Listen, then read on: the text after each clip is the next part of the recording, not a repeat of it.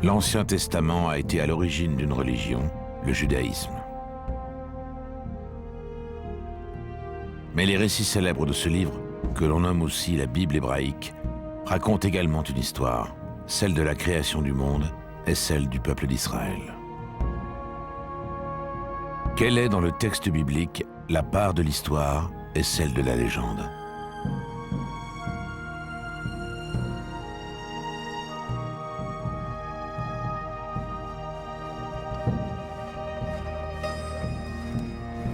Israel Finkelstein et Neil Zilberman poursuivent une enquête sur la société qui a écrit l'Ancien Testament. Nous les retrouvons à Megiddo.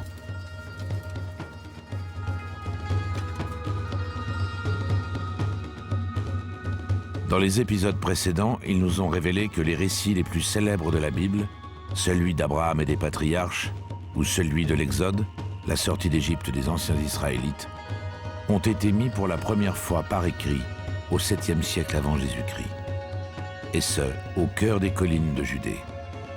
C'est là qu'ont été rédigées pour l'essentiel les histoires que la Bible nous raconte.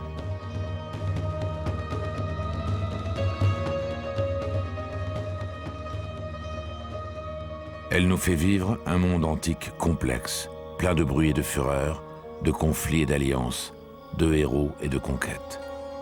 Une histoire comme en connaissent tous les peuples, mais qui a ici donné le jour à un livre unique.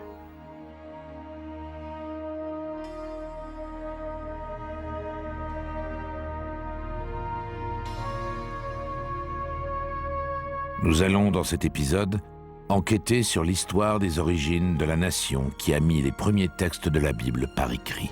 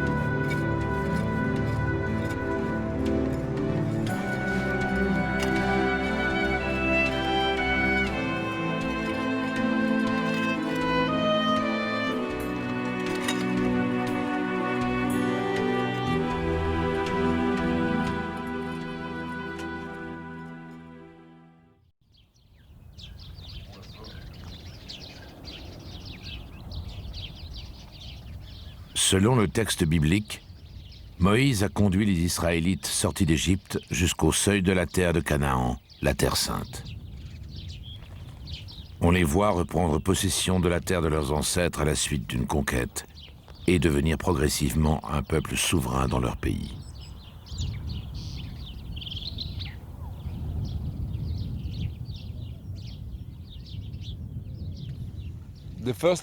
Les premiers versets du livre de Josué disent ceci.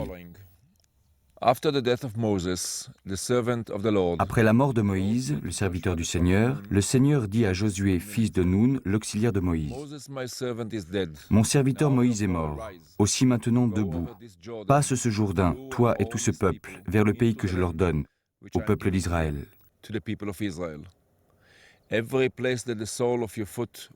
Tout lieu que foulera la plante de vos pieds, je vous le donne, comme je l'ai dit à Moïse. »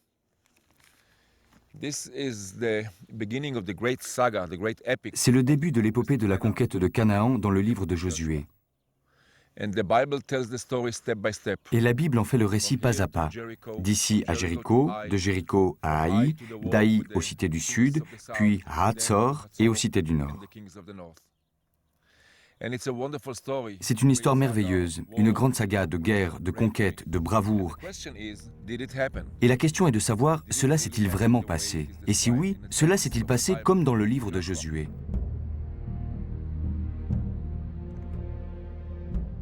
La Bible décrit Josué essentiellement comme un chef militaire, à qui Dieu confie une mission, conquérir une terre promise aux patriarches puis à Moïse. Josué envahit le territoire de Canaan à la tête d'une immense armée de tribus israélites confédérées. Il franchit le fleuve Jourdain, attaque et soumet l'une après l'autre les villes de la région en une guerre éclair.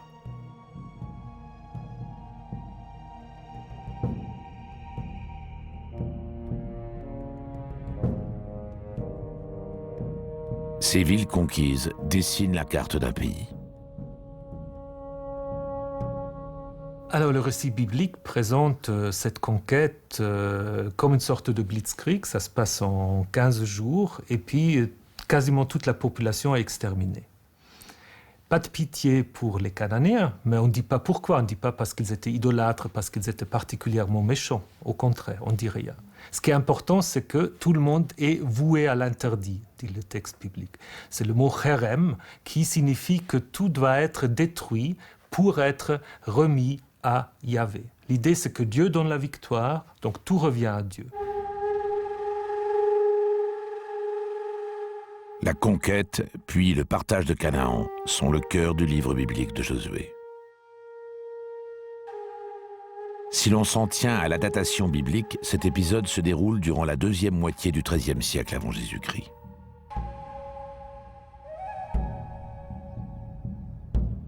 Les archéologues ont localisé et fouillé la plupart des villes citées dans ce récit. Il nous faut donc interroger ces fouilles.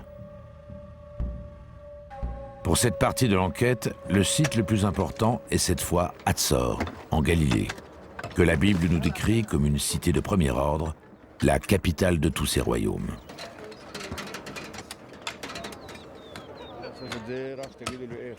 Le site archéologique est fouillé par Amnon Bentor de l'Université hébraïque de Jérusalem, qui poursuit ici la tâche inaugurée dans les années 50 par un archéologue célèbre, Yigael Yadin.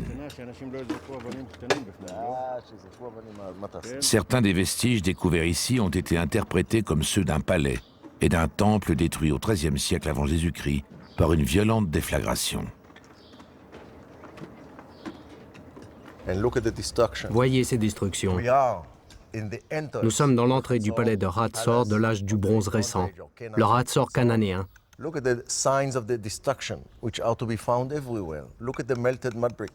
Voyez cette brique crue qui a été carbonisée. Il faut 1300 degrés pour carboniser une brique. Regardez les indices de chaleur intense sur ces briques. Voyez ces marques blanches, qui sont aussi un effet de la chaleur. Le bois, les poutres, tout cela indique une destruction violente du palais de Hatzor. Regardez ces blocs de basalte fissurés. Une chaleur normale n'a pas un tel effet. Seul un incendie très violent peut le faire.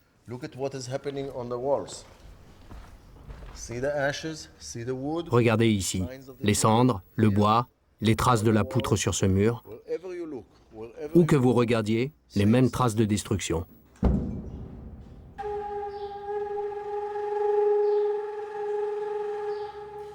Ces couches de destruction apportent en apparence une preuve tangible de la conquête de Canaan par les armées de Josué. Dans l'ambiance qui prévalait en Israël dans les années 50, au lendemain de l'indépendance du pays, cette hypothèse confortait l'idée que la naissance d'une nation devait être précédée par une conquête militaire. Voici Hazor, grande ville cananéenne du Nord, citée dans la Bible, et dont la destruction par Josué fut la clé de la conquête de la Galilée par les Israélites. Atteindre la couche où repose la cité détruite est le but du docteur Yadin et de ses collègues. Ils ont déjà, en 3 saisons de fouilles, retrouvé les restes de plusieurs cités israélites, successivement construites sur les ruines des villes précédentes. Ils ont mis à jour des reliques précieuses qui apportent bien des éléments nouveaux à notre connaissance de l'histoire et du mode de vie des temps passés. Les fouilles de Hazor, qui prendront fin l'été prochain, ajouteront un chapitre impressionnant aux recherches bibliques et à la connaissance universelle de l'histoire ancienne, du lien entre le peuple juif et la terre d'Israël. Ces années-là, l'archéologie mobilise un pays en quête d'histoire. Ses dirigeants, David Ben-Gurion, qui était alors Premier ministre, et d'anciens chefs d'état-major, comme le même Yigael Yadin et Moshe Dayan.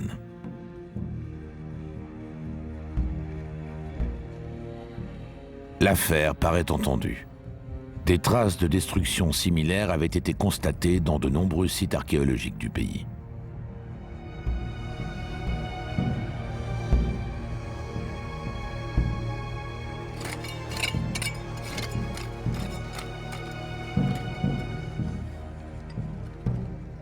Pourtant, 50 ans plus tard, l'accumulation de données contradictoires introduit un doute. Il faut donc tout reprendre à la base et réexaminer site après site le bien fondé de cette hypothèse, la conquête du pays par les armées de Josué.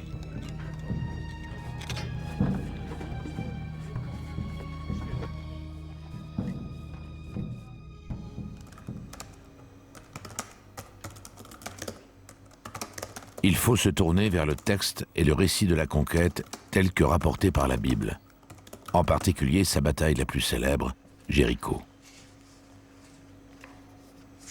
La quantité d'informations accumulées sur Jéricho est impressionnante. C'est un des sites les plus fouillés du Levant. De nombreuses expéditions s'y sont succédées depuis le début du XXe siècle. Comment la Bible raconte-t-elle la prise de Jéricho ? Une manœuvre connue de tous fait tomber les murailles de la ville, les fameuses trompettes de Jéricho.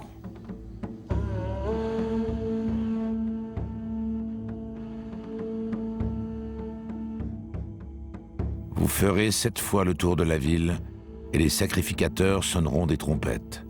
Quand vous entendrez le son de la trompette, tout le peuple poussera de grands cris. Alors les murailles de la ville s'écrouleront.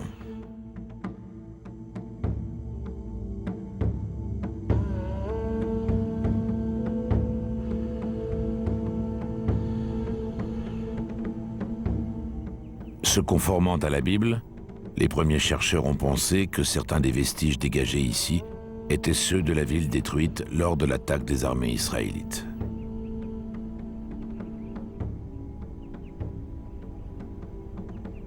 Mais ces ruines étaient antérieures au XIIIe siècle avant Jésus-Christ.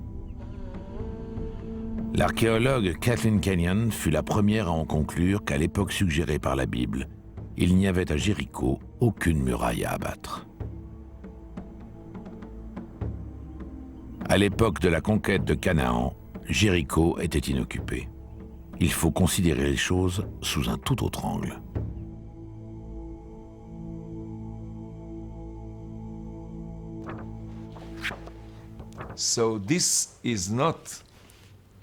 Donc ceci n'est pas de l'histoire, au sens habituel du mot, et ce qui vaut pour Jéricho s'applique aux autres lieux cités dans le récit de la conquête du livre de Josué.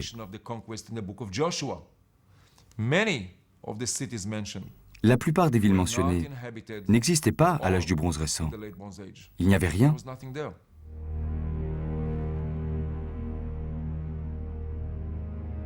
Il y a une autre incohérence.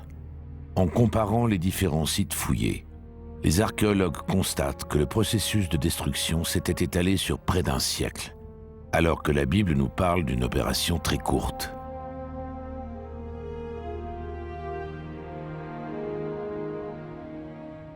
Si des cités ont bien été détruites, elles ne l'ont pas été au même moment.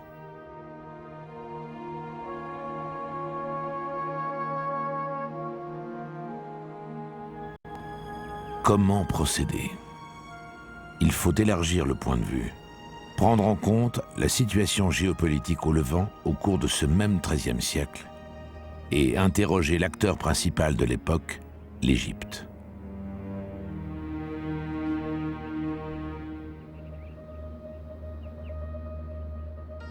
Près de 400 tablettes cunéiformes datant du XIVe siècle avant Jésus-Christ ont été découvertes à Tel el-Amarna en Moyenne-Égypte. Elles comportent, entre autres, des informations sur la région qui nous concerne.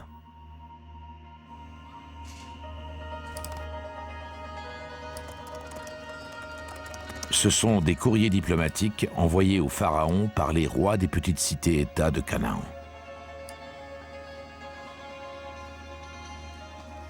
Leur lecture révéla qu'à cette époque, ces cités-États étaient vassales de l'Égypte. De fait, du XIVe au début du XIIe siècle avant notre ère, la terre de Canaan était une province égyptienne.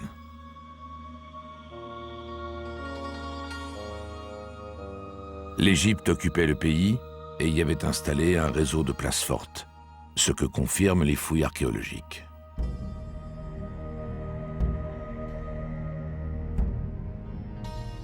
Une de ces places fortes a été fouillée dans les années 20 à Beth Shean, au sud du lac de Tibériade.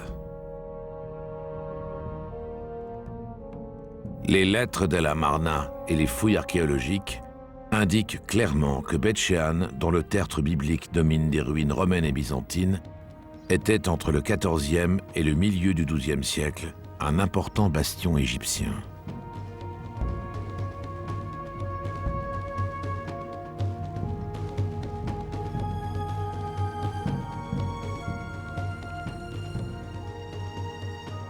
If you want to understand the way the Egyptians dominated completely the country. Pour comprendre comment les Égyptiens dominaient l'ensemble du pays, il faut venir dans un palais comme celui-ci. There was a strong garrison, there were scribes here. On y trouvait une forte garnison, des scribes, des soldats, des administrateurs, tout cela sous le contrôle des Égyptiens. Which means that 20 kilometers from here, 30 kilometers from here, if Ainsi, quiconque voulait, à 20 ou 30 kilomètres à la ronde, prendre une décision économique ou politique importante, or a major political decision, devait venir à Beth Shean pour obtenir l'approbation des Égyptiens. Ils étaient les maîtres du pays. they were the masters of the country.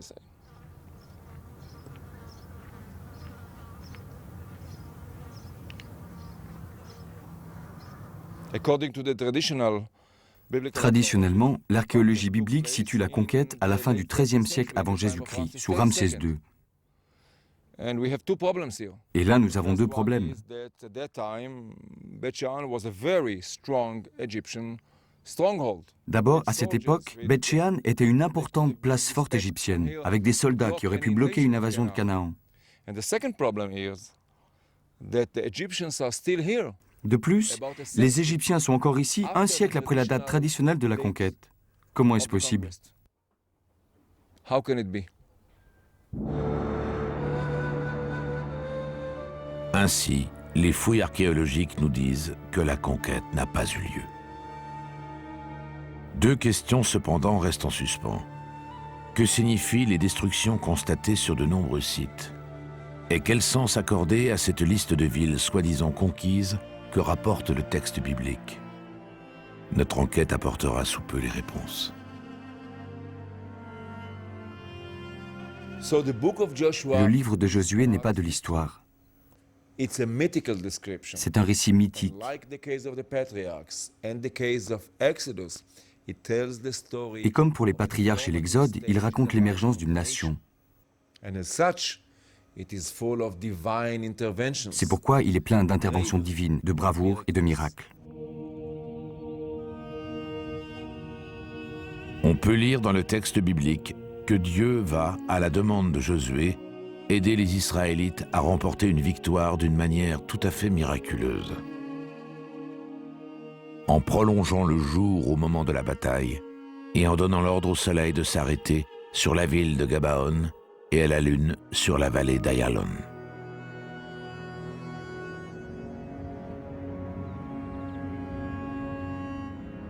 Et le texte biblique d'ajouter « Il n'y eut point de jour comme celui-ci, ni avant, ni après, où Dieu écouta la voix d'un homme. »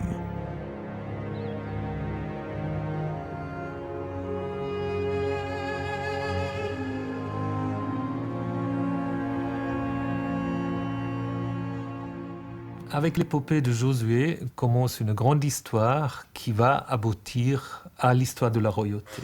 Donc en fait, Josué, c'est le premier volet dans la Bible d'une narration qui va montrer pourquoi finalement Israël va arriver à se choisir un roi comme les autres peuples. Mais ça ne se passe pas de manière immédiate. Après la mort de Josué, donc Josué, on aura pu se dire en lisant la Bible, il préfigure déjà un peu la royauté parce qu'il est traité un peu comme un roi. Mais après l'histoire de Josué, on va avoir un livre qui s'appelle le livre des juges.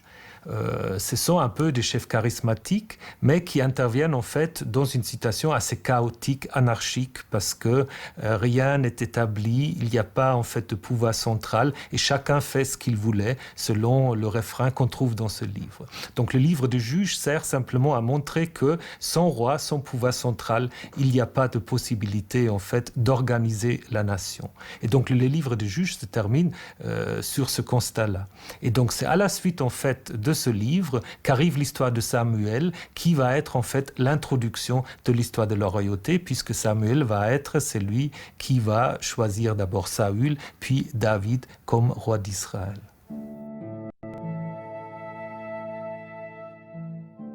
David. Le texte biblique nous le présente comme un berger qui reçoit l'onction divine. De là le mot Messie, Machia en hébreu, celui qui a reçu l'onction.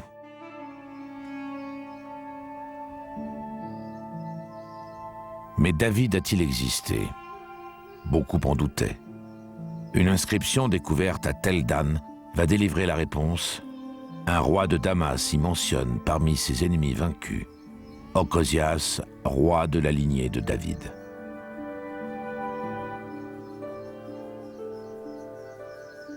So this is one of the strongest, if not the strongest, proof. Ceci est sans doute la preuve majeure de l'historicité de David. Il y a eu un David. La question n'est pas David a-t-il existé, mais le royaume de David était-il vraiment un grand empire?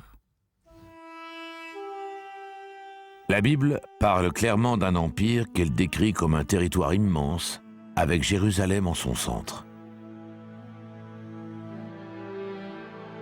Le roi David transfère en grande pompe l'arche d'alliance à Jérusalem et en fait ainsi la capitale du royaume.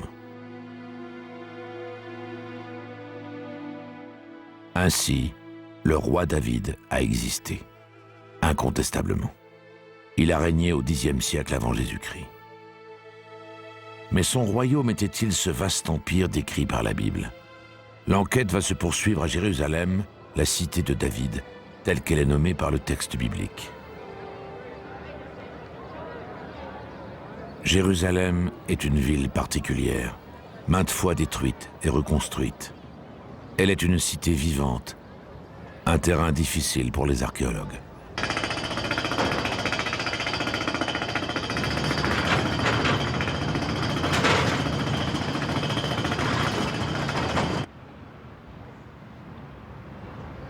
Peut-on encore trouver des traces de la capitale de David? Au vu des difficultés, les archéologues doivent procéder en remontant le temps, partir des vestiges tardifs, datés avec fiabilité, pour arriver à ceux plus anciens qui sont sujets à spéculation. Cette fois, l'enquête nous entraîne vers les cimetières de la fin de la période monarchique qui ont été construits en dehors de la ville.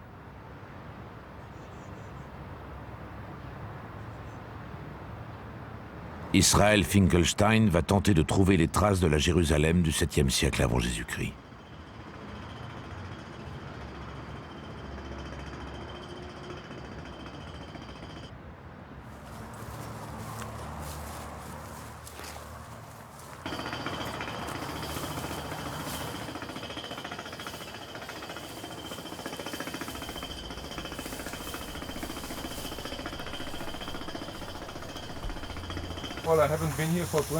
Ça fait 20 ans que je suis pas venu ici, je me souviens plus très bien. Ça devrait être quelque part là derrière.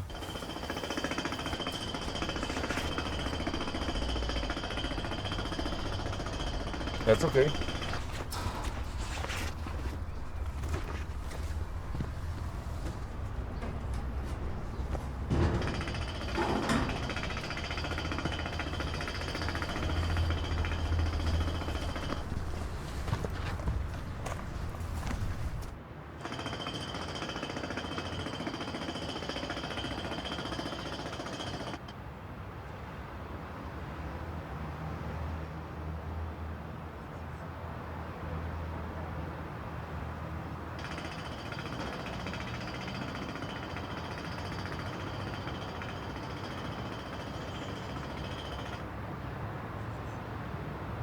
During the Iron Age, À l'âge du fer, l'époque de ce cimetière, on enterrait les morts en dehors des limites de la ville.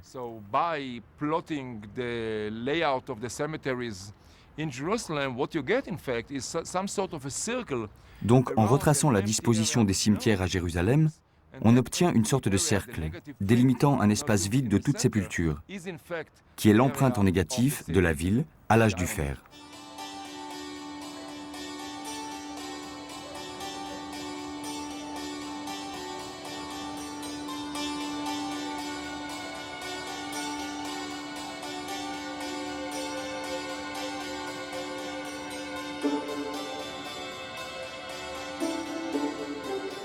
La localisation de ces nécropoles permet de dessiner la carte des contours de Jérusalem à la fin du 8e et au 7e siècle, au temps des rois Ézéchias et Josias.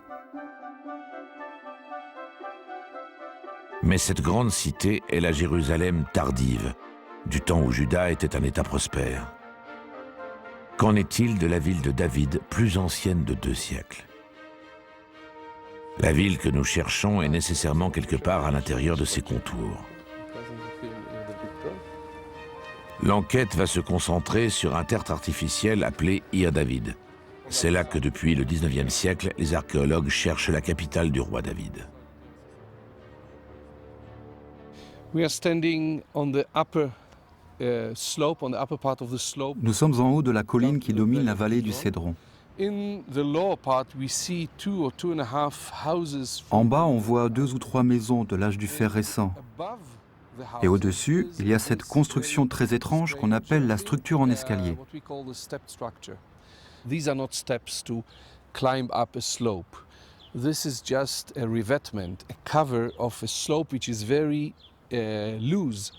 Ce n'est pas un escalier pour monter sur la colline, mais un simple revêtement qui consolide ce talus instable, fait de débris et qui, en cas de secousse sismique, pourrait s'ébouler. À l'âge du bronze récent et au début de l'âge du fer, il y a bien ici une activité humaine, des constructions, mais tout cela reste très modeste. À mon avis, il y avait un village ici au Xe siècle, mais un petit village, surtout de ce côté, sur une partie seulement de la corniche de la cité de David, avec une population très réduite et sans fortification ni monument. Oui, je suis d'accord. Jérusalem était très petit. Il y a un désaccord entre l'archéologie et les textes qui décrivent les mêmes sites, mais de façon différente. Ce n'est pas l'existence du site qui est en doute, mais sa nature.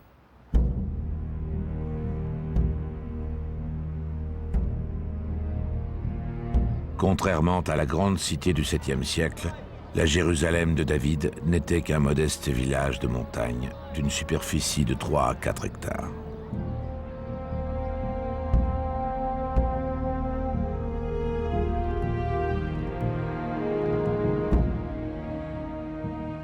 On peut admettre que David n'ait pas construit de capitale prestigieuse.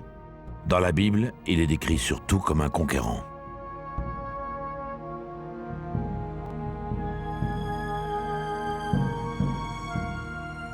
Mais qu'en est-il de son fils, l'illustre Salomon, dont la Bible nous dit qu'il a été un très grand bâtisseur?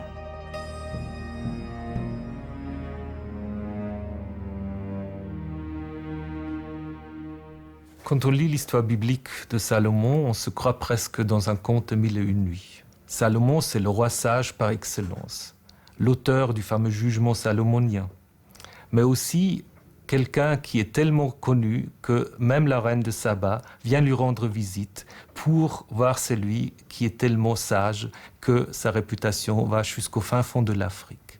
Salomon, nous dit-on, a un empire tellement grand qu'aucun autre empire peut le concurrencer. Et puis Salomon, c'est le constructeur du temple. C'est lui qui permet au Dieu d'Israël de trouver un lieu de repos au milieu d'Israël.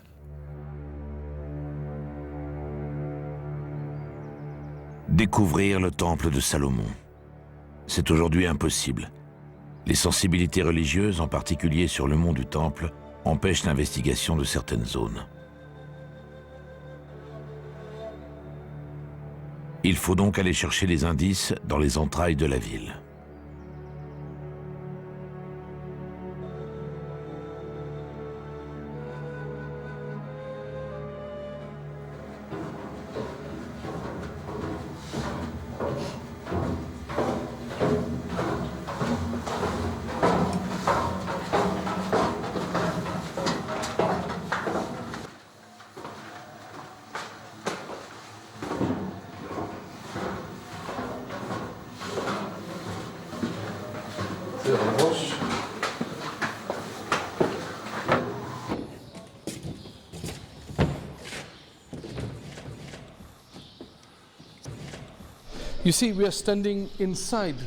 Nous sommes à l'intérieur de ce qui reste des fortifications de l'âge du bronze moyen. Regardez la hauteur de ces vestiges, qui sont là depuis 3700 ans. La partie supérieure a été détruite, mais les fondations sont mieux préservées. C'est étonnant la dimension de ces pierres. Certaines pèsent quelques tonnes, non? Regardez celle-ci. Ces deux pierres font chacune entre 2 et 3 tonnes.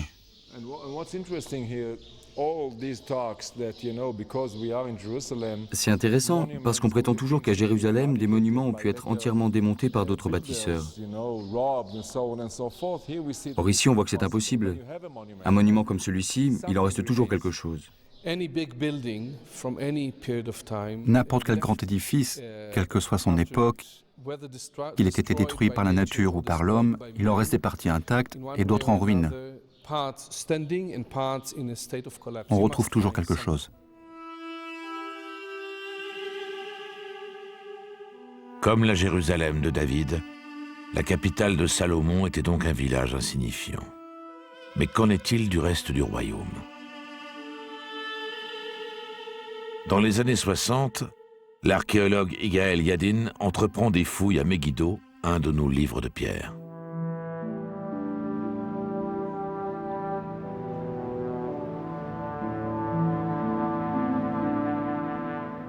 Avant lui, dans les années 20 et 30, l'Oriental Institute de l'Université de Chicago y avait déjà mené une campagne de fouilles systématique et avait mis au jour les vestiges d'une porte d'accès à la cité.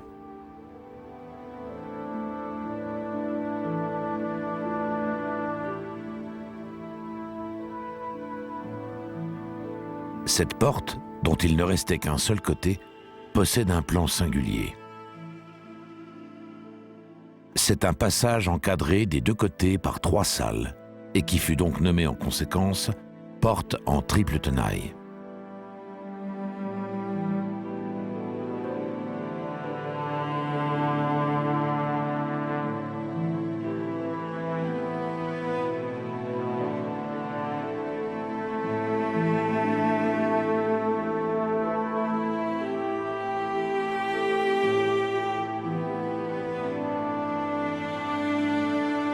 Yigael Yadin n'était pas venu à Megiddo par hasard. Ses précédentes fouilles sur le site de Hatzor avaient permis de dégager une porte semblable. Yadin va alors porter son regard vers un autre site, Gezer. Cette fois, il se contente de consulter le rapport d'un archéologue qui avait exploré le site au début du XXe siècle.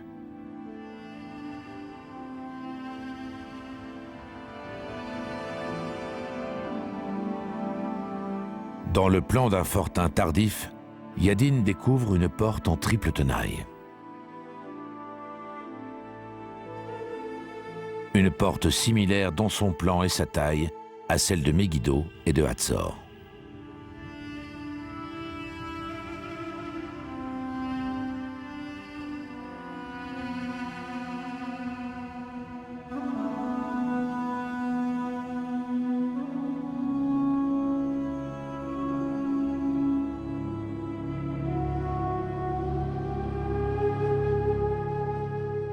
Pour Yigael Yadin, la démonstration est faite. Megiddo, Gezer et Hatzor portent la marque d'un seul et même architecte, le roi Salomon. Yigael Yadin avait été guidé par un verset biblique. Ce verset raconte un des hauts faits de Salomon. Salomon leva des hommes de corvée pour bâtir le temple de Yahvé et son palais, ainsi que le mur de Jérusalem, et Hatzor, Megiddo et Gezer.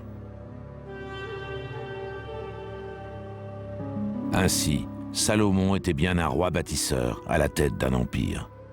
La Bible devenait, avec David et Salomon, un livre d'histoire.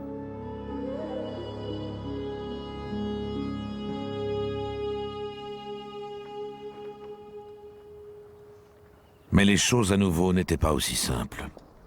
Des vérifications stratigraphiques récentes ont montré que la porte de Megiddo est postérieure à celle de Hatzor. De plus, il est maintenant prouvé que les portes en triple tenaille existaient aussi au 8e siècle. Israël Finkelstein est troublé par ces incohérences.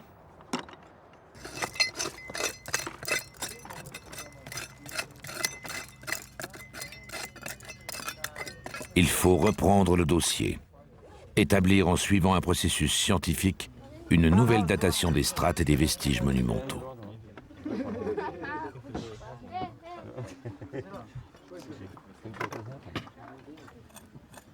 Depuis les fouilles menées par Yigael Yadin, l'archéologie a évolué. Les techniques de datation au carbone 14 sont devenues plus précises. La marge d'erreur s'est réduite d'un siècle ou deux à 30 ou 50 ans.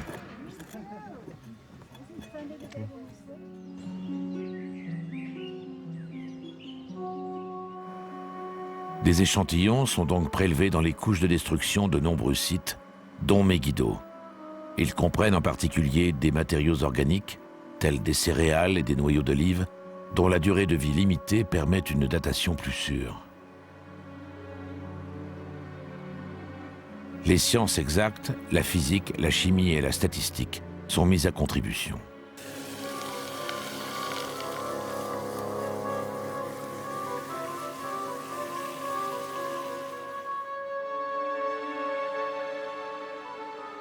Les résultats bouleversent tout ce qu'on savait sur David et Salomon et leur époque.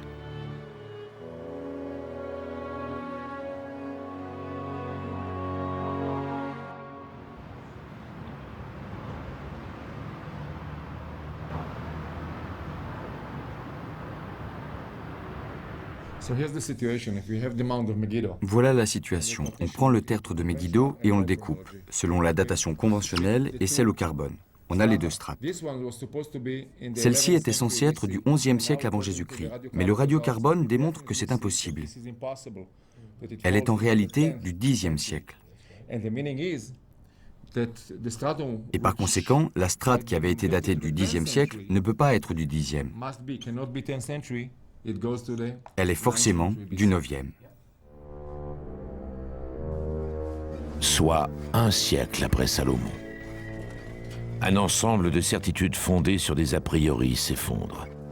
Les pièces du puzzle ne s'enclenchent plus. Après l'empire de David, c'est maintenant celui de Salomon qu'il faut reconsidérer.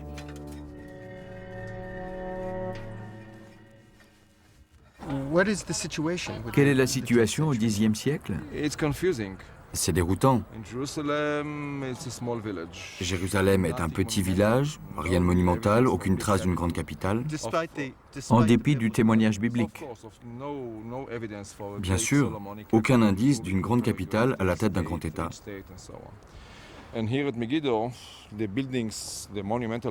Et ici, à Megiddo, les constructions monumentales décrites comme symboles de la grandeur de Salomon sont en fait plus tardives que l'époque de son règne. Elles ne datent pas du Xe siècle.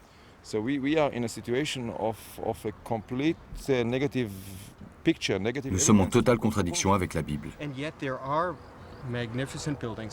Et pourtant, il y a ici des vestiges magnifiques. Alors, à quel royaume les rattacher? Il pourrait être un peu postérieur, mais la question c'est que se passe-t-il au Xe siècle? La Bible a ici un problème sur le plan historique. Il faut le résoudre et trouver une meilleure explication. Comme souvent en pareil cas, c'est au plus fort de l'incertitude qu'un indice va surgir. Norma Franklin fait partie de l'expédition de Megiddo depuis des années. Elle a été frappée par le fait que les pierres d'un palais attribué par Yadin à Salomon portaient des marques de maçons particulières.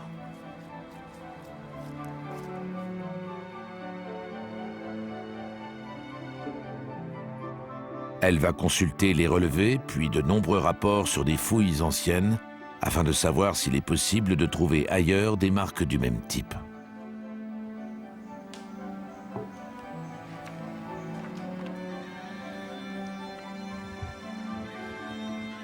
Elle constate que ces marques se retrouvent dans un seul autre édifice.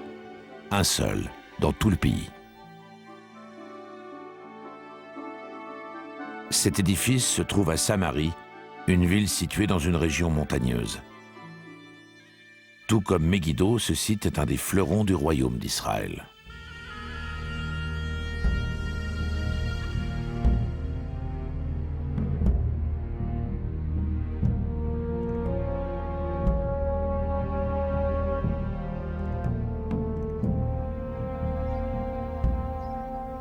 Les clés de nos énigmes étaient là, au milieu de ces collines verdoyantes.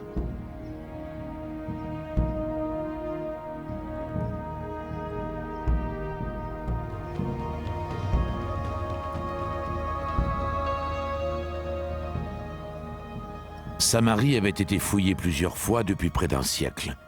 On y avait trouvé de très nombreux vestiges de l'époque romaine, à l'époque où la ville se nommait Sébasté.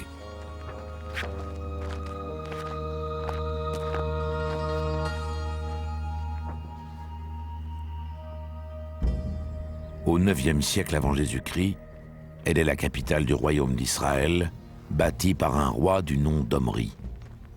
On y a découvert de vastes monuments construits par ce roi et ses descendants.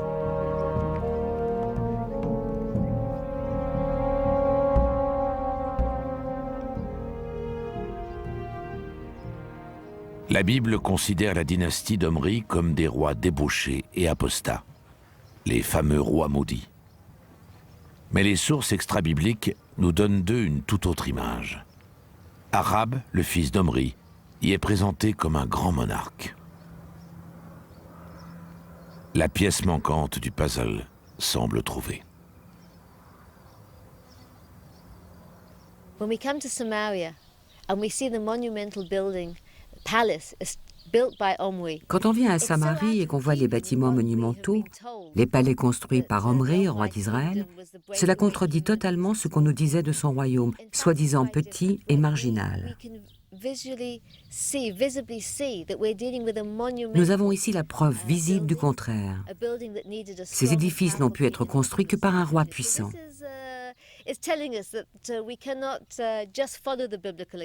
On ne peut donc pas se contenter de suivre le récit biblique. Nous devons examiner aussi tout ce qu'on peut trouver d'autre sur la même période historique.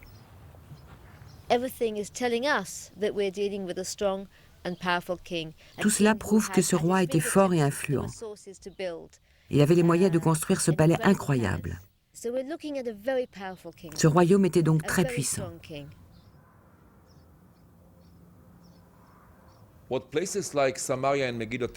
Samarie et Megiddo, avec leur palais, nous indiquent clairement ceci. Le royaume le plus riche et le plus fort, le plus ouvert sur le monde extérieur, c'était le royaume du Nord, celui d'Israël. Tandis que Juda, au sud, était petit, pauvre et marginal.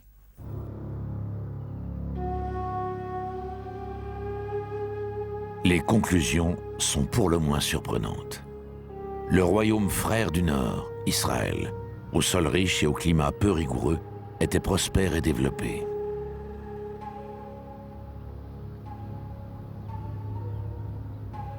Alors que le royaume du Sud, Juda, avec ses monts rocailleux et sa maigre population, ne développait qu'une économie de subsistance. Ils ont en partage la terre de Canaan. L'un est fort, l'autre est faible. Et pourtant, c'est le faible, le cadet, Juda, qui va écrire l'histoire de la famille. Et va s'attribuer les succès des grands rois du royaume du Nord.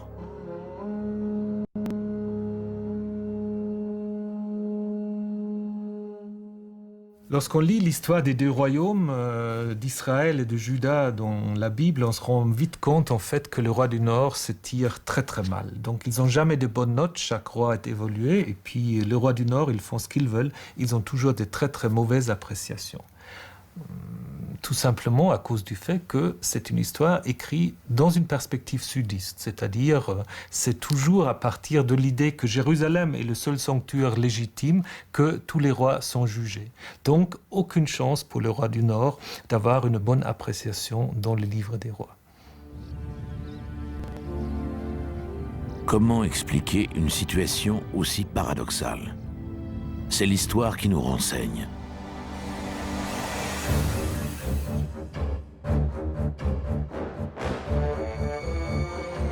Au 8e siècle, les ambitions assyriennes détruisent les rêves du royaume du Nord.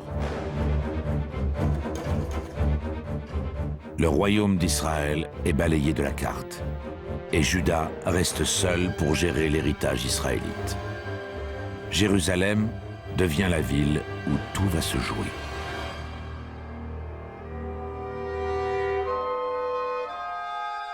Nous sommes maintenant à la fin du 7e siècle avant Jésus-Christ. Un jeune roi, Josias, que nous avons appris à connaître, règne sur Juda. Il se donne pour mission de conquérir les territoires du royaume disparu d'Israël. Il pense qu'il en a les moyens et l'obligation. L'empire assyrien est en plein déclin. Des problèmes surgissent à l'est et requièrent toute son attention.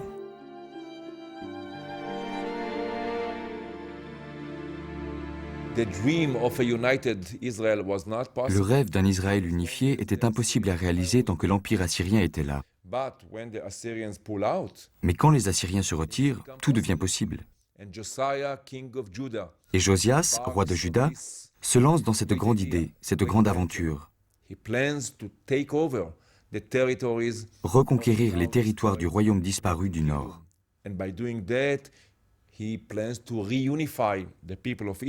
Il projette ainsi de réunifier, entre guillemets, le peuple d'Israël sous un seul roi de la lignée de David à Jérusalem. Et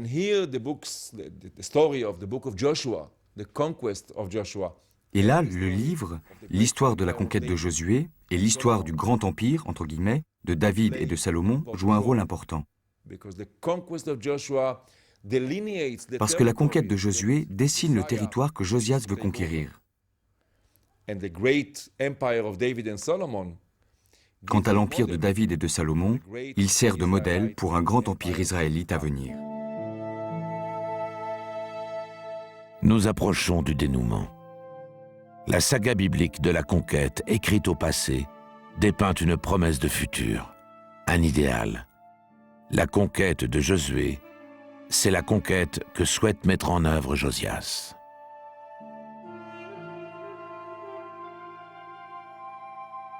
Alors même si le récit sur Josias est assez bref dans la Bible, il ne fait aucun doute que le narrateur veut le présenter comme le nouveau David. Dès le début de l'histoire, on lit Josias, fils qui est droit aux yeux du Seigneur, et puis il marcha dans le chemin de David son père, et il ne s'écarta ni à droite ni à gauche. Donc on va montrer en fait comment, dans tout ce qu'il fait, il est le digne successeur du fondateur de la dynastie, donc pour laisser aucune autre conclusion au lecteur, à savoir qu'il s'agit bien là d'un nouveau David. Selon la Bible, l'engagement divin envers la dynastie de David est inconditionnel. Cette promesse inscrite dans le texte biblique donne à la mission de son descendant, Josias, un caractère inéluctable. Son dessein est la réalisation de cette promesse.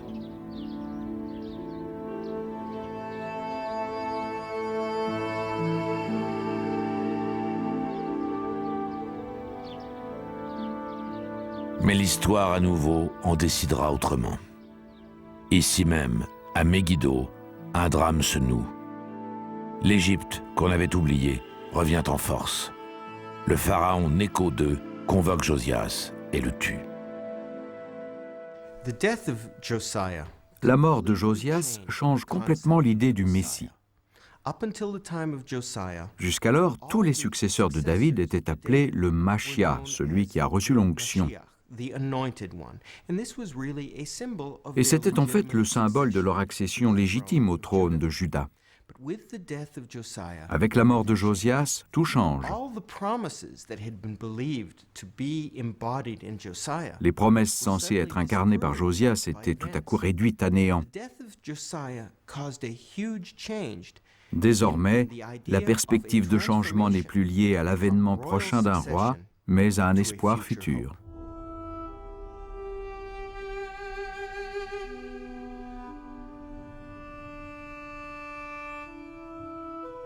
Pour les peuples de l'Antiquité, l'idée que les temps à venir puissent être meilleurs que ceux qu'ils vivent au jour le jour, que l'histoire a un sens et une finalité, est une idée neuve.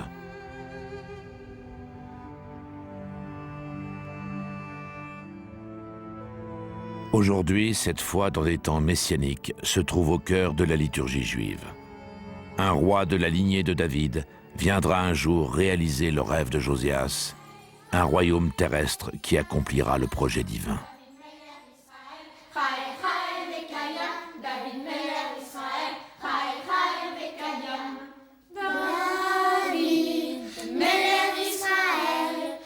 David, roi d'Israël, vit pour l'éternité.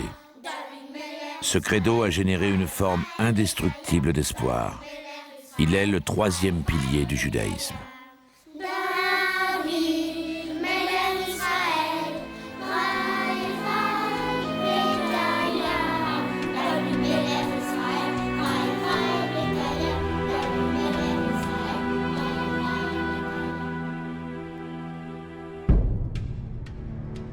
Dans le prochain épisode, le dernier, nous enquêterons sur l'origine des Israélites et tenterons de comprendre comment des récits divers sont devenus un livre, la Bible.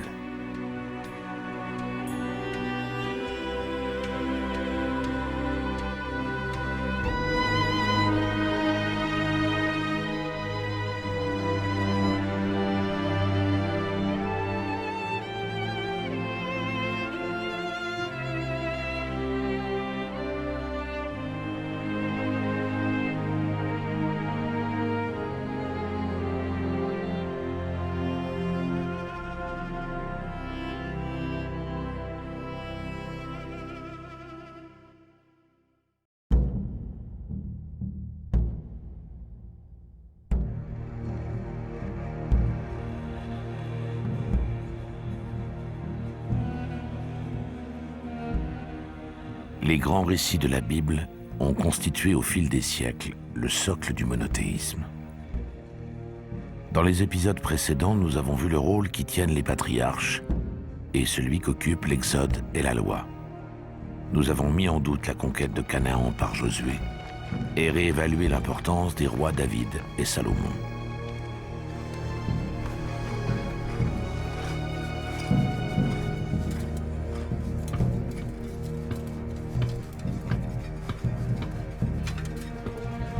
Dans la quête archéologique que nous menons cette fois, nous cherchons à établir les origines d'un peuple.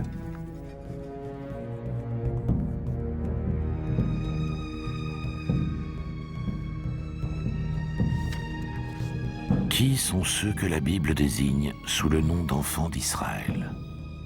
D'où viennent-ils?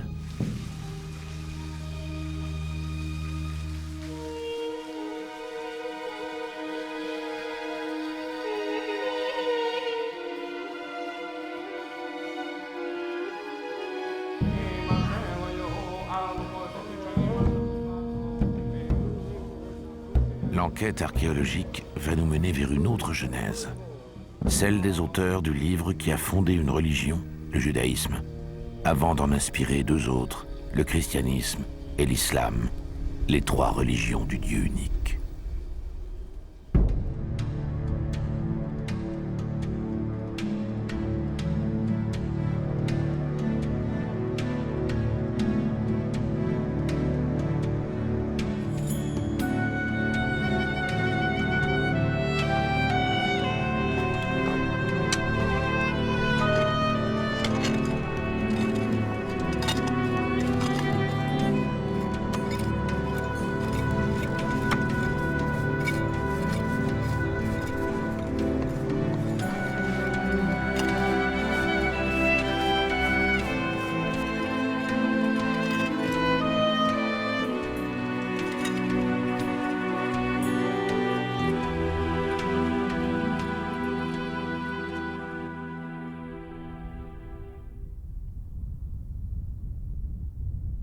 Tel Megiddo.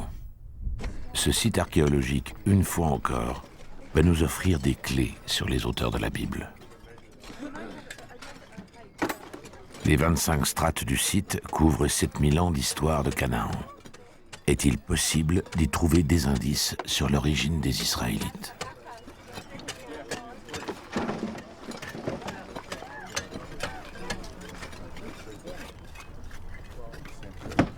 Nos deux enquêteurs, Israel Finkelstein et Neil Silberman, écrivent un livre qui réexamine les récits bibliques avec les outils de l'archéologie. La question de l'origine des Israélites est au cœur de leurs recherches.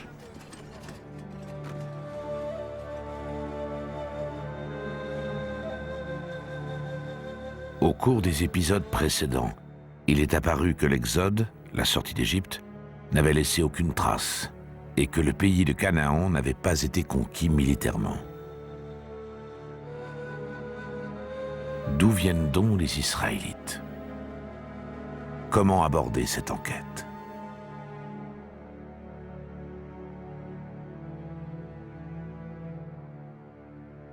Au musée du Caire, une stèle décrit une campagne militaire mise en œuvre par le pharaon Merneptah contre Canaan.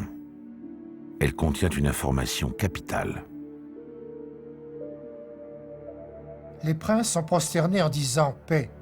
Canaan est dépouillé de toute sa malfaisance. Ashkelon est déporté. On s'est emparé de Gézer. Yanoam est comme si elle n'est plus. Israël est anéanti et n'a plus de semences. Tous les pays sont pacifiés. La seule indication que la stèle de Merneptah permet d'obtenir quant à la nature de cette population appelée Israël, c'est que en hiéroglyphe, vous avez symbole de l'homme, de la femme et les trois traits du pluriel. Autrement dit, c'est un groupe semi-nomade et qui n'est pas sédentarisé. Il n'habite pas une ville, autrement dit. C'est un groupe qui se promène sans territoire précis. C'est tout ce que nous savons.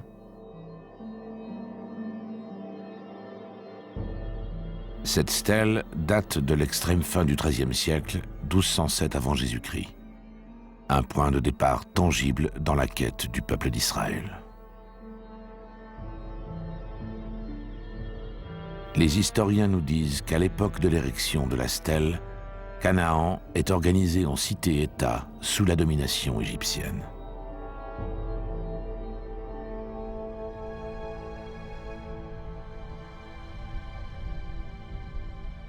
Sur le site de Megiddo, dans les strates qui correspondent à cette période, on a découvert les vestiges d'une ville florissante. Pendant tout le XIIIe et le XIIe siècle, Megiddo sera une ville cananéenne prospère. Soudain, vers 1130 avant Jésus-Christ, elle est détruite. Une couche de débris carbonisés, facilement repérable en plusieurs endroits du site, atteste de la violence de l'événement qui a provoqué ces destructions.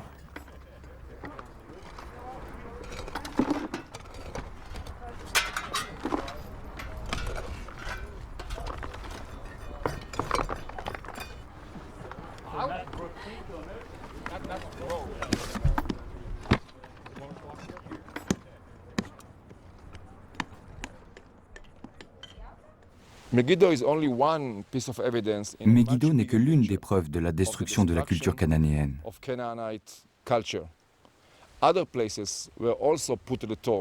D'autres villes furent également incendiées. Hatzor, Lachish, Bethel.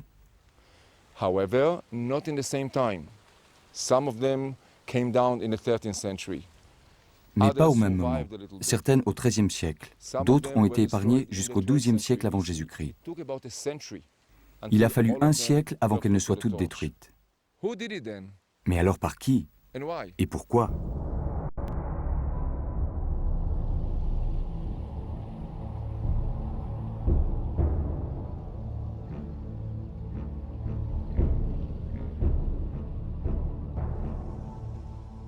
En élargissant le regard, on constate que toute la région du Levant vit alors une intense période de troubles.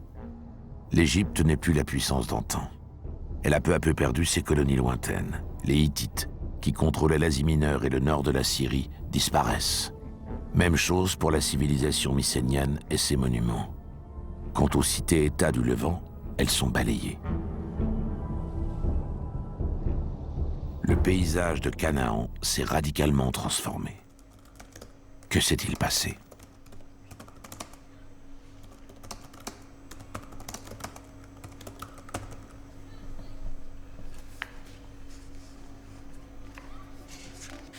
Des tablettes cunéiformes découvertes dans la ville portuaire d'Ougarit, elle-même détruite à cette époque, livrent les premières informations.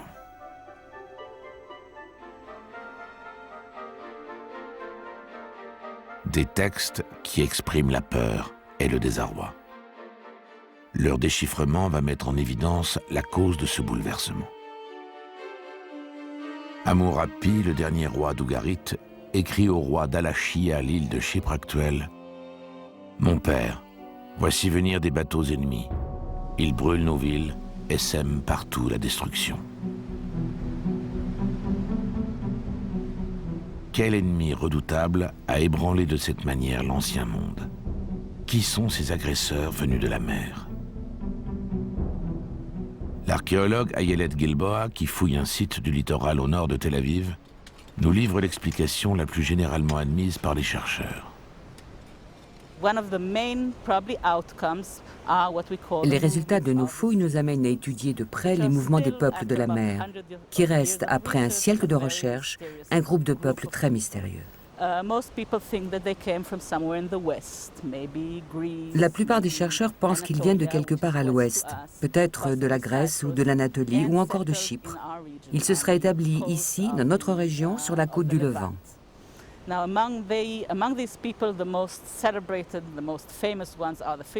Les plus célèbres sont les Philistins que nous connaissons à travers la Bible. Mais il y avait d'autres peuples de la mer que nous connaissons par leur nom grâce aux annales égyptiennes et à des sources cananéennes.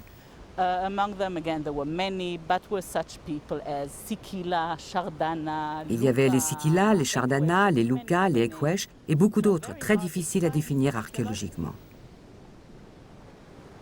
Que recèlent ces sources cananéennes et égyptiennes?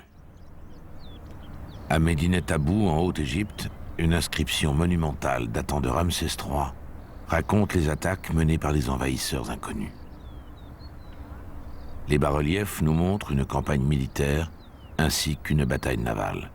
Des bateaux renversés, des archers, des hommes tombés à la mer.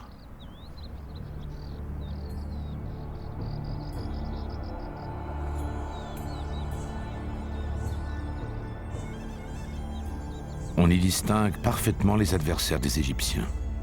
Ils portent des casques à aigrettes et à jugulaires, et parfois d'étranges casques à cornes. Une bande dessinée qui raconte l'horreur d'une bataille.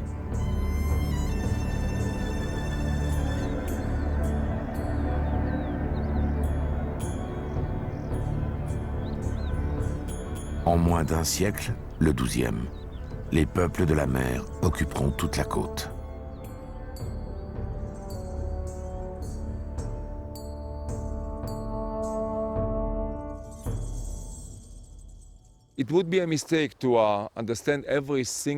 Ce serait une erreur d'attribuer la destruction de chaque cité cananéenne à une attaque des peuples de la mer.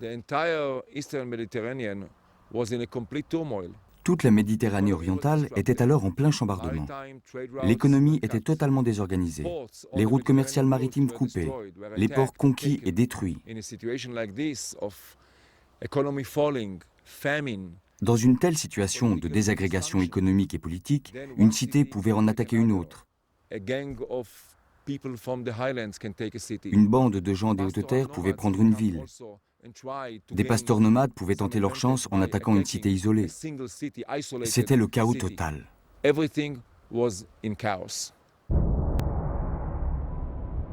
Tandis que les cités-États s'effondrent les unes après les autres, un processus se met en place dans le secret des Hautes-Terres. À l'époque, dans cette région, la densité de la population est faible. Sa topographie ingrate rend les communications malaisées. C'est un espace clos, propice à une genèse, une naissance.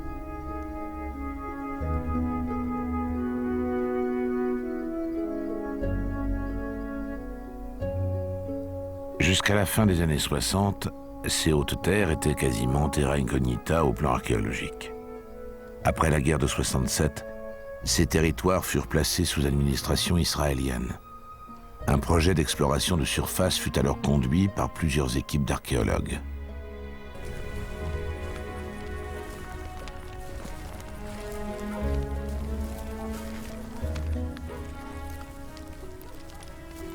Les chercheurs parcourent un territoire, mètre carré par mètre carré, et collectent minutieusement à même le sol les traces de passage ou d'installation de groupes humains.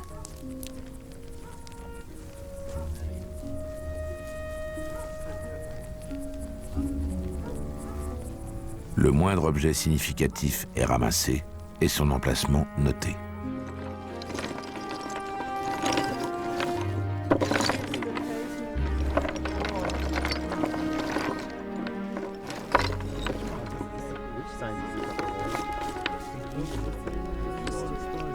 Il faut donc observer, trier, classer, puis analyser.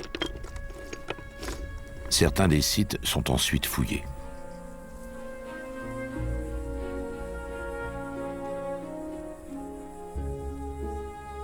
Ce type de recherche emprunte ses méthodes à la statistique. L'emplacement des vestiges et des concentrations de tessons est reporté sur une carte. L'ensemble permet de reconstituer l'occupation de l'espace sur un territoire donné, la taille des sites, leur nombre et leur évolution au fil du temps.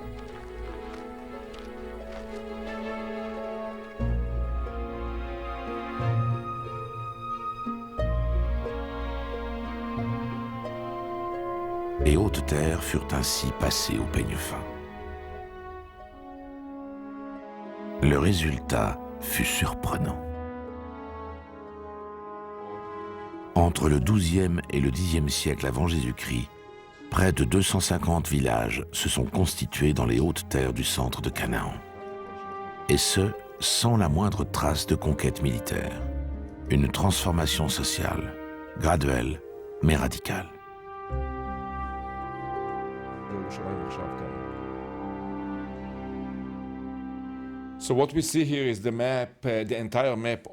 C'est la carte exhaustive des campagnes de prospection de surface menées pendant des années dans les hautes terres, du sud au nord. Elle est très importante en elle-même, mais encore plus si on la compare aux cartes des périodes antérieures et postérieures. Vis-à-vis the map of the period before and the map of the period after, and then you see the process. And this is really what's amazing. Alors on voit bien ce processus étonnant. Au bronze récent, jusqu'à 1150 avant notre ère, les lieux habités sont très rares dans les hautes terres, une trentaine en tout.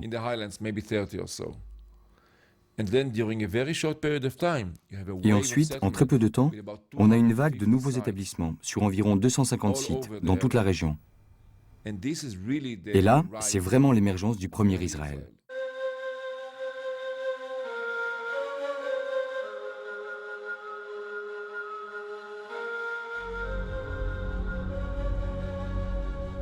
Pourquoi peut-on parler de premiers Israélites? Qu'est-ce qui caractérise cette population apparue dans les hautes terres? Le plan de leur village, très différent de celui des villages des régions basses, fournit un premier indice. Leurs villages sont ovales.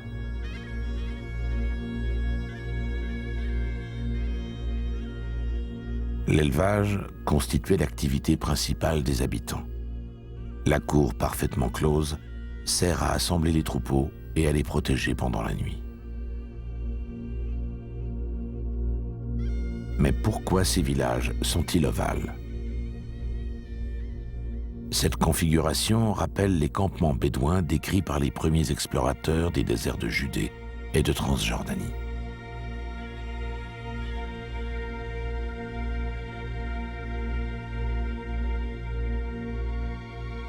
Les habitants des villages des hautes terres sont-ils d'anciens pasteurs nomades? Leurs tentes ont-elles été remplacées par des habitations en dur? Et si c'est le cas, pour quelle raison?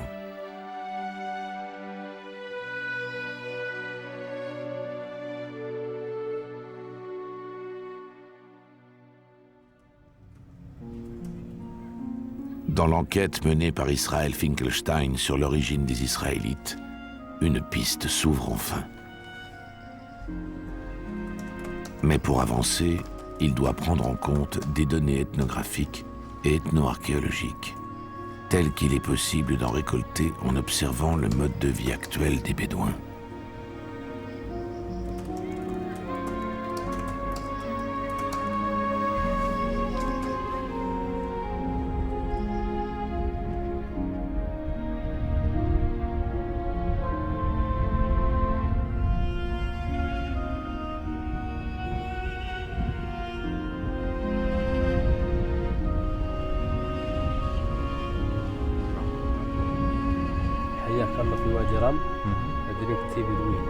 Thank you.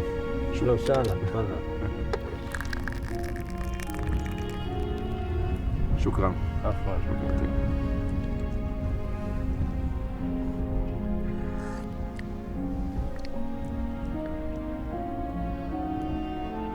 Les nomades dépendent pour vivre d'un système d'échange avec les populations sédentaires.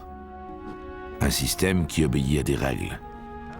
Les pasteurs fournissent les protéines animales et les peaux, tandis que les sédentaires apportent les céréales et les produits de l'agriculture. Dans les sociétés traditionnelles, y compris celles des bergers nomades, les céréales sont la base de l'alimentation. Sans cet apport en grains, les Bédouins ne peuvent conserver leur mode de vie nomade. Si pour une quelconque raison, le système d'échange s'effondre ou devient impossible, les nomades doivent produire eux-mêmes du grain. Et pour ce faire, ils doivent se sédentariser. Qu'est-ce qui a provoqué l'effondrement de ce mode d'échange et a rendu nécessaire la sédentarisation des pasteurs nomades des Hautes-Terres? Remember that in the last phase of the late Bronze Age, we are entering slowly a major crisis. Souvenez-vous qu'à la fin de l'âge du bronze récent, nous entrons dans une crise majeure qui touche Canaan, les pays voisins et toute la Méditerranée orientale. Les empires s'effondrent, les cités sont détruites, l'administration égyptienne a déserté Canaan, les gens fuient les villages.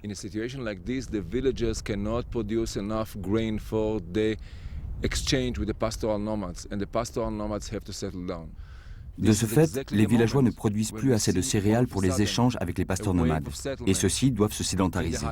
C'est le moment exact de cette vague d'installation dans les Hautes-Terres. Selon moi, les pasteurs nomades deviennent sédentaires à cause de la crise. L'archéologie nous apprend que la culture matérielle des pasteurs sédentarisés des Hautes-Terres est peu différente de celle des peuples voisins. Sauf une particularité qui les en distingue: leur régime alimentaire.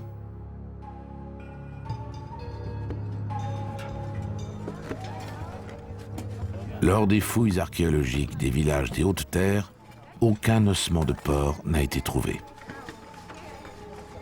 Que peut signifier une telle singularité?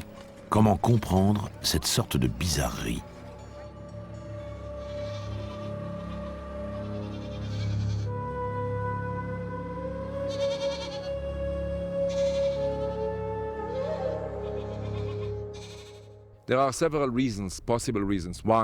Il y a différentes raisons possibles. L'une est l'origine pastorale de cette population. Et on sait que les pasteurs nomades n'élèvent pas de porc. Mais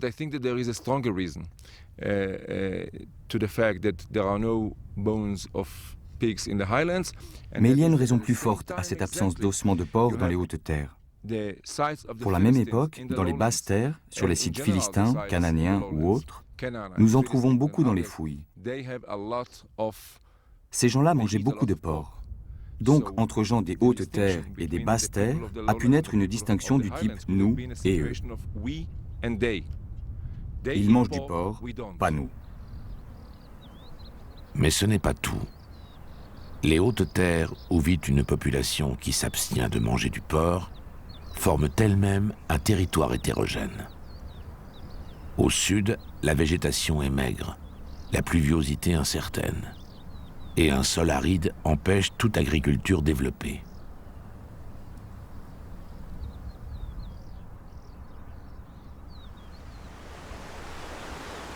Au nord, le décor est tout autre.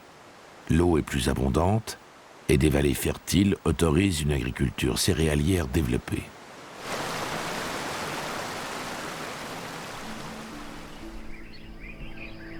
Non seulement des céréales, mais aussi des oliviers et de la vigne.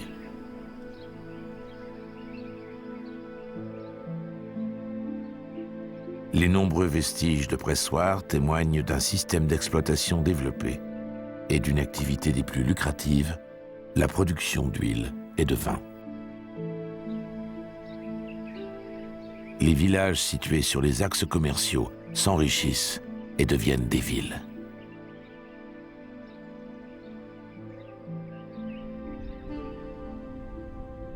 Deux écosystèmes différents qui expliquent l'émergence de deux entités distinctes. L'une au nord deviendra le royaume d'Israël, l'autre au sud deviendra le royaume de Juda. L'archéologie a cherché en vain la trace du royaume unifié de David et Salomon, tel que le décrit la Bible. Un tel royaume unifié a-t-il existé?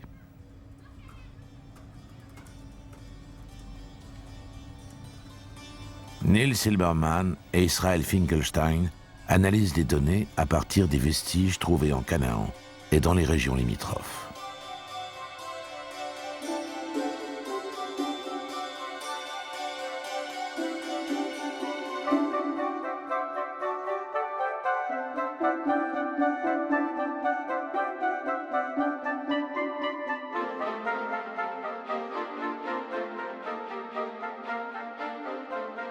Deux inscriptions en particulier vont apporter un éclairage sur cette question.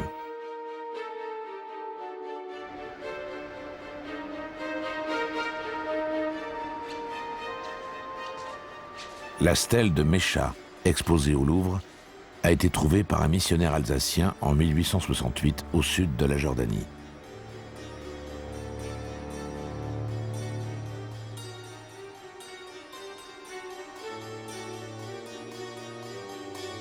L'inscription qui y figure rapporte qu'elle a été érigée par le roi de Moab pour remercier le dieu Chemosh d'une victoire contre le royaume d'Israël.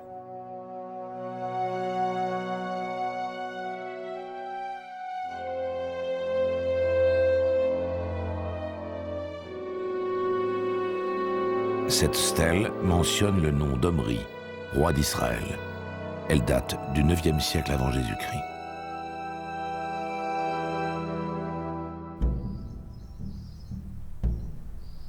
Une autre stèle de la même époque a été découverte en 1993 dans le nord d'Israël. On y lit que le roi Hazaël de Damas a tué le roi d'Israël, Yoram, et le roi de Juda, Ocosias, de la lignée de David.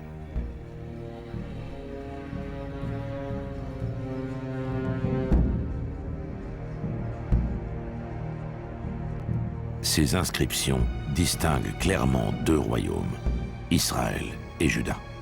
On ne trouve pas de mention d'un royaume unique. Toutefois, la Bible attribue à ces deux royaumes un culte commun, celui de Yahvé. Que savons-nous de ce culte? L'archéologie peut difficilement reconstituer la vision que des peuples ont de leur Dieu. Mais ça n'est pas impossible.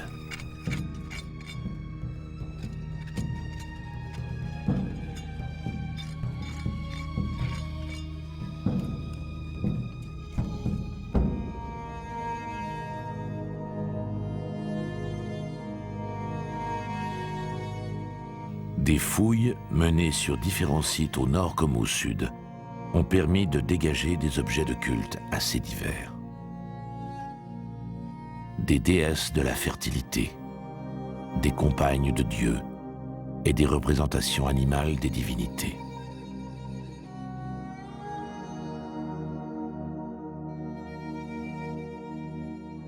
Elles apparaissent aussi bien sur des sites cananéens à l'âge du bronze que sur des sites de l'époque israélite, à l'âge du fer.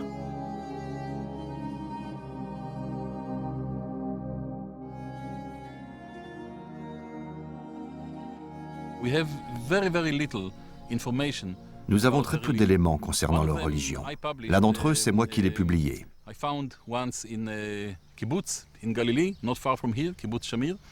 Un jour, au kibbutz Shamir, près d'ici, en Galilée, j'ai vu sur une étagère une très belle statuette de taureau en bronze. J'ai demandé d'où elle venait. Un membre du kibbutz, quand il était soldat, l'avait trouvée dans les collines du nord de la Samarie. Le taureau est le symbole de Baal, le principal dieu cananéen, et de El, le maître des dieux, dans le panthéon cananéen. Mais il est aussi lié aux dieux israélites, surtout dans la partie nord du pays. Le taureau, le veau d'or, est le symbole principal des temples de Dan et de Beth-El à l'époque israélite. Il y a une grande continuité entre les religions cananéennes et israélites.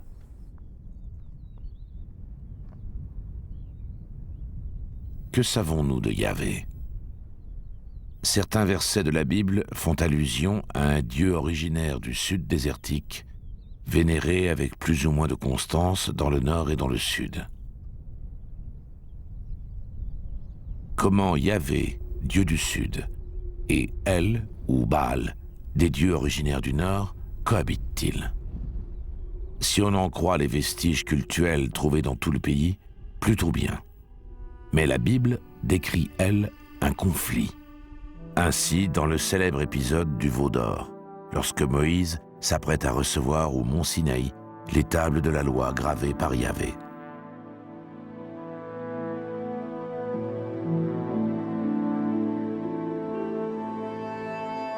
Tandis que Moïse se rend au sommet de la montagne, le peuple attend dans la vallée et confectionne un veau d'or.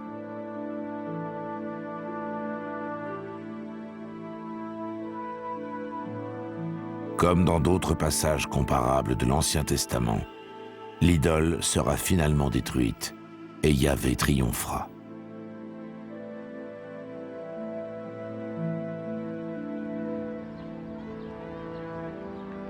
Que représente ce conflit entre divinités et cette victoire de Yahvé? Quelle réalité historique traduisent-ils? Existe-t-il des preuves archéologiques du culte de Yahvé dans le royaume de Juda?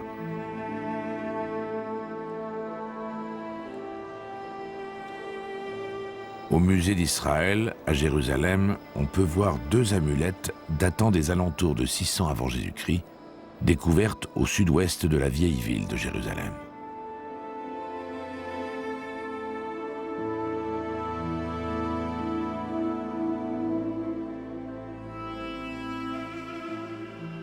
Ces pièces sont couvertes d'un texte en hébreu archaïque qui dit « Que Yahvé te bénisse et te garde ». Que Yahvé fasse pour toi rayonner son visage. Le texte le plus ancien jamais trouvé qui soit similaire à un verset de la Bible. Alors il est clair que Yahvé, c'était le Dieu national. Yahvé était vénéré comme Dieu national au même titre que les Ammonites vénéraient Milcom, les Moabites Kémosh et ainsi de suite. Mais vénérer un Dieu national n'exclut pas du tout la vénération d'autres divinités. Au contraire, le Dieu national est important pour la protection du peuple, pour mener le roi et le peuple en guerre, mais par exemple pour des questions de fertilité, d'orage, on peut faire appel à d'autres dieux pour la fertilité, surtout à des déesses. Donc il faut bien s'imaginer qu'en Juda, on avait un petit panthéon autour de Yahvé, comme d'ailleurs certainement aussi en Israël.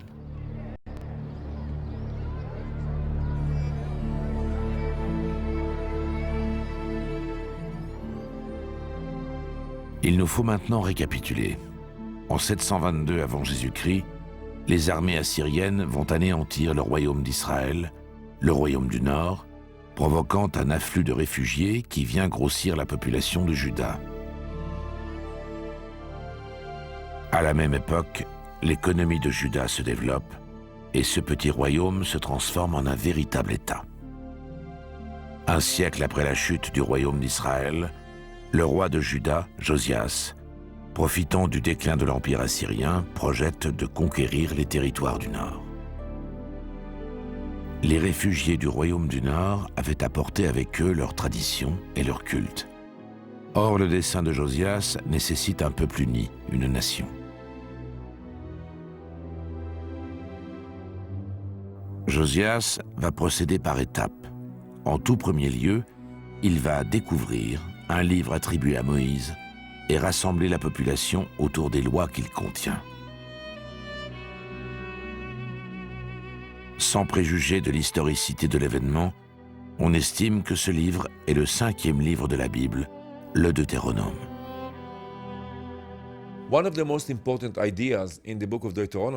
L'une des idées majeures du Deutéronome est la centralisation du culte. Il est dit que tout le peuple d'Israël ne doit adorer qu'un Dieu, un seul Dieu, en un seul endroit. C'est donc une nation qui adore un Dieu unique dans un temple unique.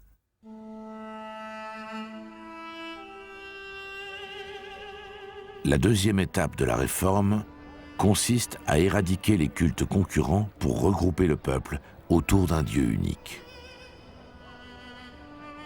La troisième, enfin, à élaborer une histoire commune en intégrant des traditions du Nord et du Sud.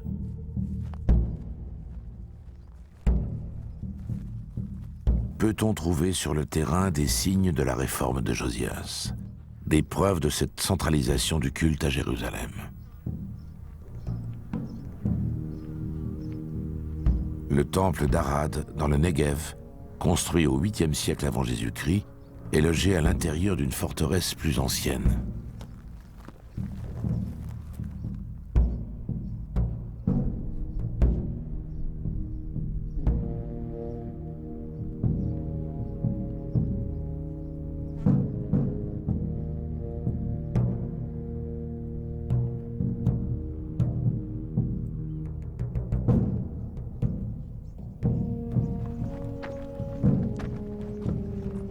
Ce temple a été détruit à la fin du 8e siècle et n'a pas été reconstruit par la suite.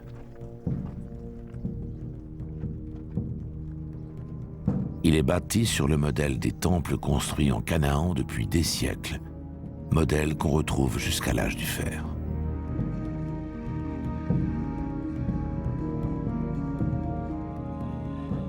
Dans la cour intérieure, ouverte à la population, se trouve un espace de sacrifice.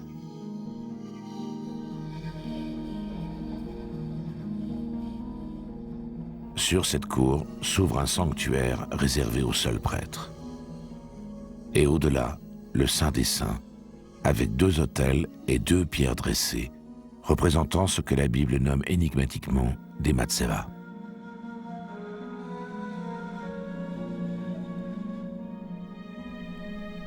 Ce temple est un lieu de culte comme il en existait hors de Jérusalem au 8e siècle.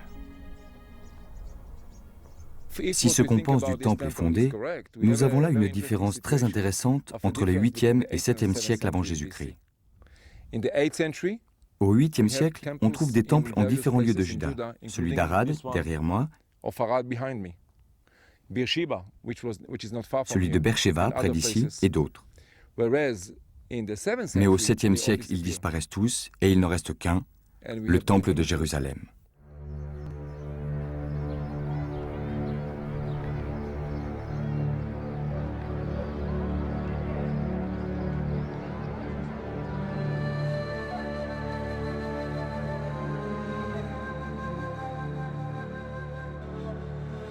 La Bible décrit la déclaration de Josias aux anciens de Juda et de Jérusalem.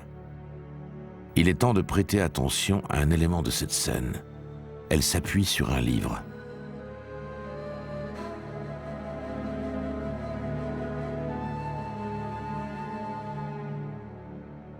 Le fait qu'on raconte qu'on a trouvé un livre, donc qui est du coup présenté comme ancien, qu'on aura oublié quelque part dans le temple, légitime bien sûr la réforme. Mais en même temps, je dirais aussi que ça montre déjà que maintenant la redéfinition de la religion judéenne va se baser en plus sur un livre. Donc le livre va maintenant constituer la base d'une nouvelle religion. Donc ce n'est pas seulement le fait qu'on trouve un livre, mais c'est déjà aussi toute une réflexion sur le statut que va prendre le livre, qu'il n'avait pas auparavant en fait.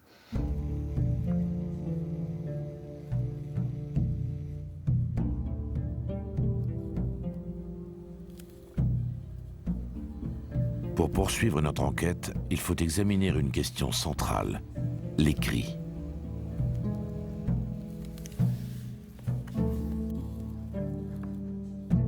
Que savons-nous des débuts de l'écriture dans cette région? Dans quelles circonstances le fait d'écrire a-t-il pris de l'importance dans la société de l'ancien Israël? Au 7e siècle avant Jésus-Christ, les Israélites savaient-ils lire et écrire? Là encore, il faut interroger l'archéologie.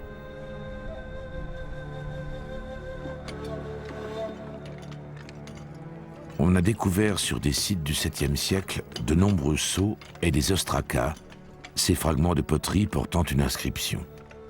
Au 8e siècle, ils sont rares, et avant, tout simplement inexistants.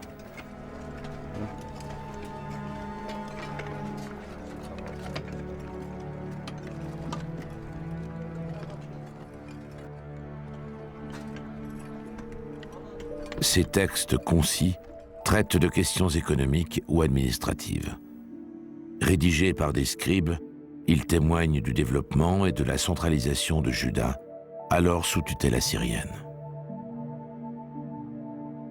Ceci correspond à un phénomène connu.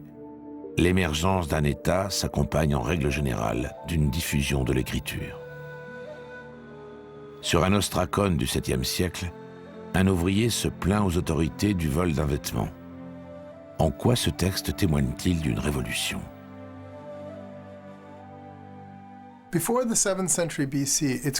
Jusqu'au 7e siècle avant Jésus-Christ, les anciens Israélites étaient illettrés. En fait, l'alphabétisation, les gens n'y pensaient même pas.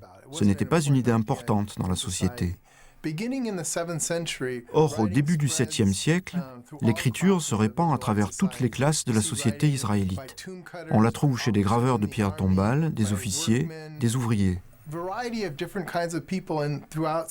Des personnes très différentes écrivent et apparemment lisent aussi. Et cette diffusion de l'écriture dans l'Israël antique témoigne d'un début d'alphabétisation, ce qui bien sûr est un facteur essentiel pour l'émergence du texte sacré, d'un texte écrit qui fait autorité.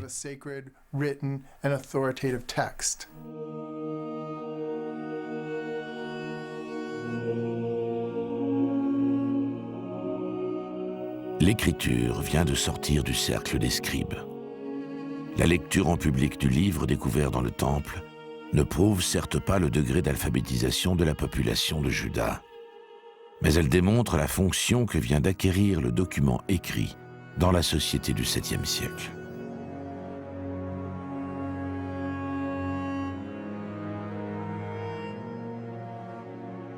Dans le petit État de Juda, sous le règne de Josias, une révolution s'est mise en marche.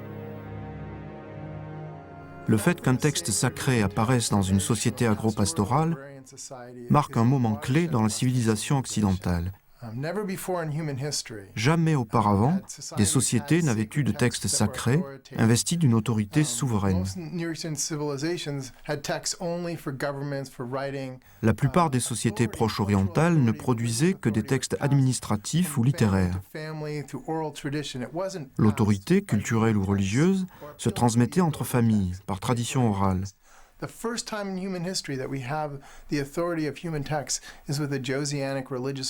La première fois qu'un texte humain fait autorité, c'est au moment de la réforme religieuse de Josias.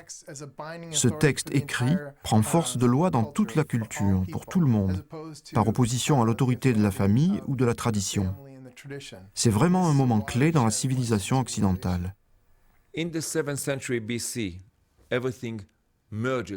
Au 7e siècle avant Jésus-Christ, tout converge. Tout est mûr pour qu'apparaisse quelque chose de nouveau.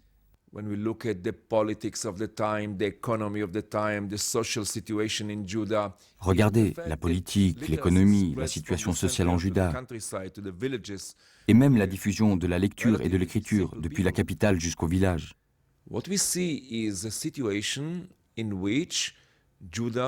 Vous voyez le royaume de Juda s'organiser autour de la parole écrite, autour d'un livre. Juda décrit son passé, mythique ou historique. Il nous parle du présent et nous offre des rêves pour l'avenir, sous la forme de la parole écrite, d'un livre. Et c'est totalement nouveau dans l'aventure humaine.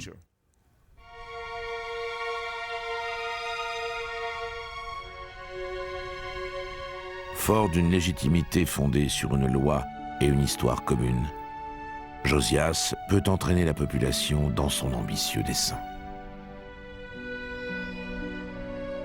Mais le rêve d'un grand royaume qui unirait pour la première fois Israël et Juda ne verra pas le jour. Josias mourra avant d'avoir pu l'accomplir, tué par le pharaon Nécho II.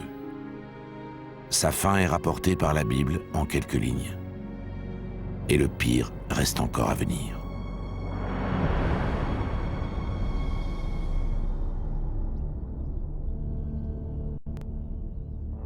En 597 avant Jésus-Christ, les Babyloniens dévastent une première fois le royaume de Juda.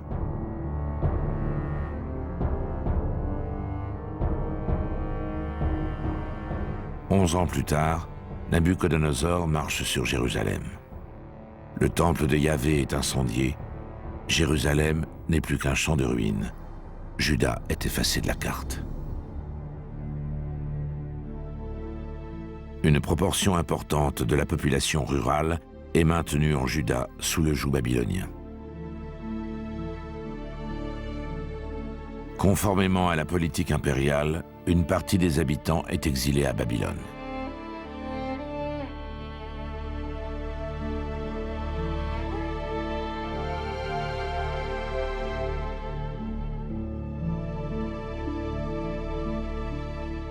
Le dernier roi de la lignée de David, Sédéchias, est lui aussi exilé et ses fils tués.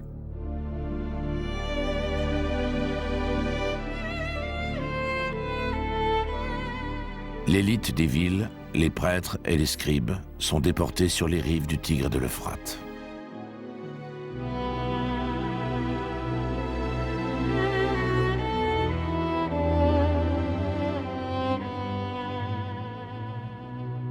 Dans le livre des psaumes, l'auteur se lamente. Sur les rives des fleuves de Babylone, nous étions assis et nous pleurions.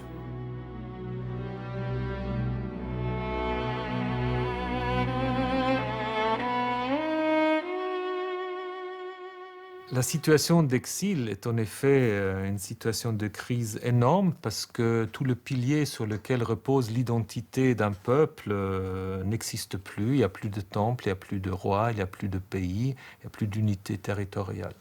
Donc pour survivre, il faut trouver d'autres moyens de construire une identité. Alors c'est en effet les exilés, les scribes, les prêtres qui vont construire cette identité en reprenant un certain nombre des traditions antérieures, mais en décloisonnant ces traditions.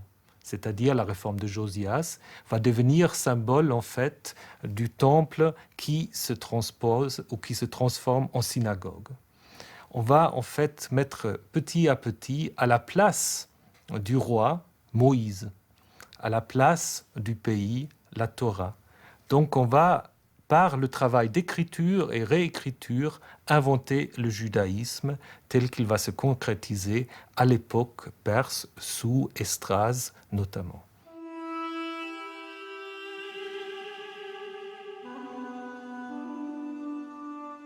Des biblistes ont ainsi suggéré que le scribe Esdras avait mis la touche finale à la Torah, le Pentateuque.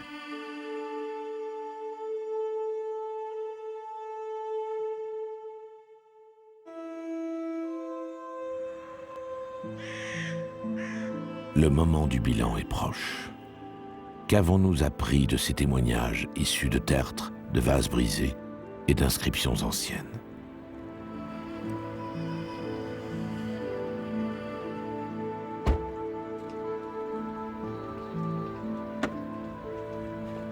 Nous sommes à la faculté de théologie de Lausanne. Israël Finkelstein va rencontrer Thomas Römer.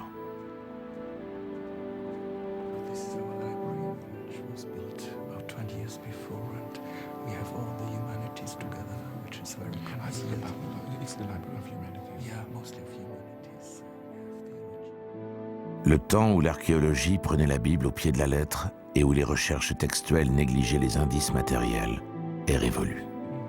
But I'm asking you about the heroic stories. In 2 Samuel 21 and in 2 Samuel Salmon Abiezer, Platirem,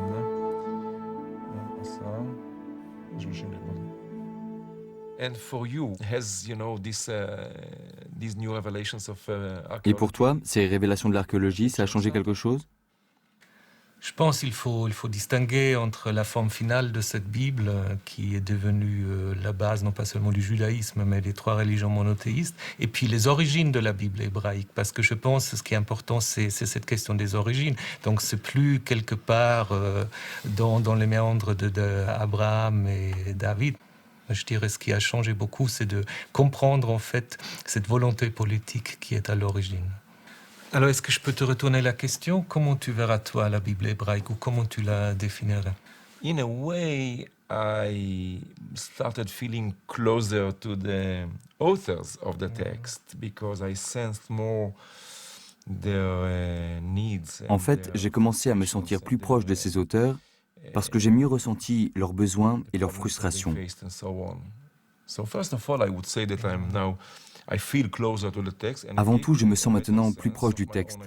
Cela m'aide à mieux comprendre mon identité, comme Israélien et comme Juif, et aussi comme membre d'une communauté plus large, disons la civilisation occidentale ou judéo-chrétienne. Donc ça va dans les deux sens.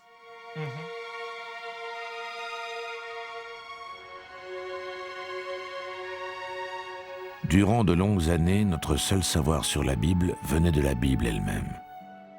L'archéologie moderne propose une approche nouvelle, tenter de comprendre les récits de la Bible à partir de leur contexte, politique et géographique, historique et culturel.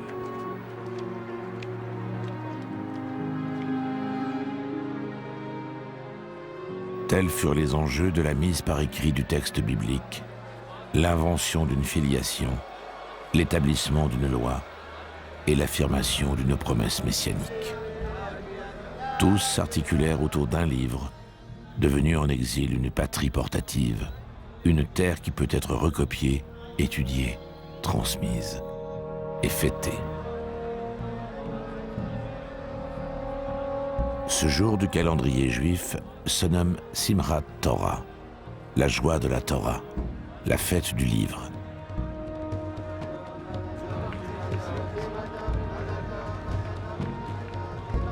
À la suite de circonstances que n'avaient pas prévues les protagonistes, ces piliers vont devenir les fondements du judaïsme. Mais ceci est une autre histoire.